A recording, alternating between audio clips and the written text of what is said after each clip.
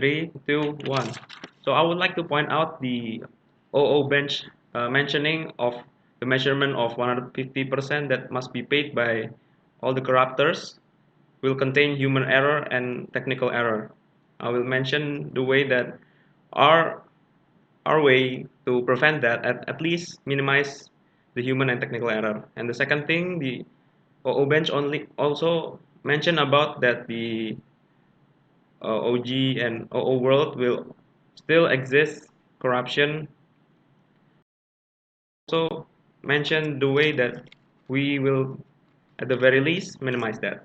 So the first thing, the way that we will minimize the human and technical error in the calculation of the 150% payment is to build this autonomous inspectorate organization that focus on corruption.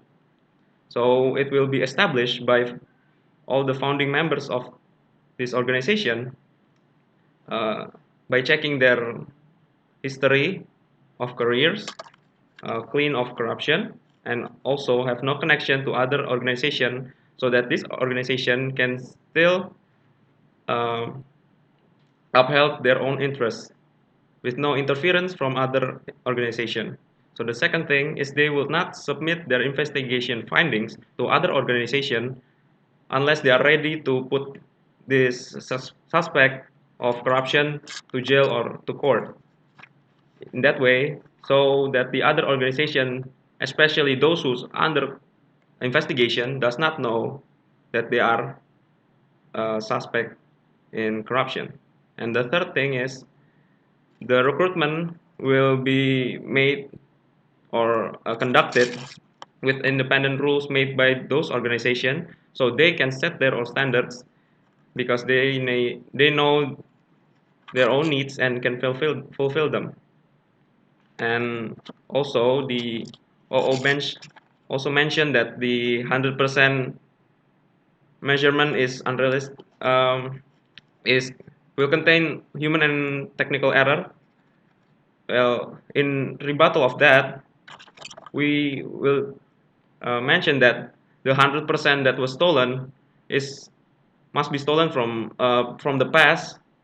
Will pass a lot of time, so that in that calculation we must consider also the inflation, so that the money that 100% was stolen is not 100% in this moment or in the now time frame. And the last thing about the OG and OO world, that the corruption will still exist.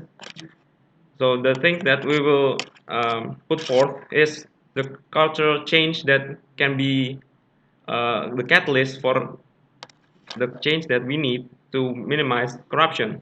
The first thing that we will do is to incentivize people who inform to authority, especially the autonomous authority that we established in the previous, incentivize them who inform about corruption, but we will reward them when the information is stated that it's true and it helps the investigation.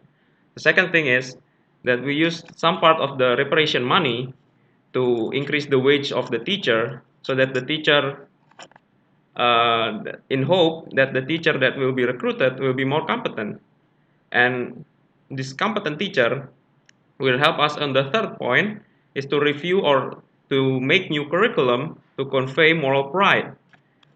So the third and the second point will work in synergy to bring social punishment to the corruptor.